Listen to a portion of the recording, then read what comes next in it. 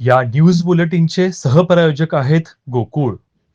Malaria व dengue नियंत्रणाबाबत आरोग्य यंत्रणा अधिक सक्षम करण्याच्या उद्देशाने आरोग्य सहाय्यक, आरोग्य निरीक्षक, आरोग्य पर्यवेक्षक व आरोग्य विस्तार अधिकारी यांच्यासाठी एकदिवसीय विभागीय कार्यशाळा व प्रशिक्षण कार्यक्रमाचं आयोजन करण्यात आलं.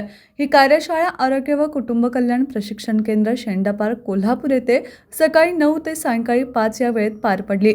या कार्यशाळेत सहाय्यक संचालक आरोग्य सेवा कोल्हापूर डॉक्टर संजय रणवीर, जिल्हा आरोग्य अधिकारी डॉक्टर अनिरुद्ध पिंपळे, प्रशिक्षण केंद्राचे प्राचार्य डॉक्टर योगेश साळे, राज्य आरोग्य विभागाचे regional coordinator doctor Sachin Dhande तसेच जिल्हा हिवताप अधिकारी डॉक्टर विनोद मोरे यांनी उपस्थितांना मार्गदर्शन केले.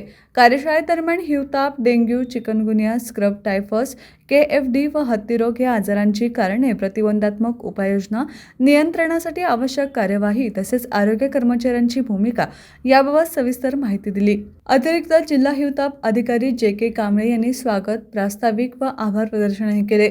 या कार्यशाळेस कोल्हापूर जिल्ह्यातील शिरोळ, हातकणंगले, कागल, शाहूवाडी, पन्हाळा, भुदरगड, राधानगरी, करवीर व गगनबावडा तालुक्यातील आरोग्य कर्मचारी मोठ्या संख्येने उपस्थित होते. जिल्हा हिवताप अधिकारी डॉक्टर विनोद मोरे यांच्या मार्गदर्शनाखाली जिल्हा हिवताप कार्यालय कोल्हापूर येथील अधिकारी व कर्मचाऱ्यांच्या विशेष परिश्रमामुळे ही कार्यशाळा यशस्वीरित्या पार पडली.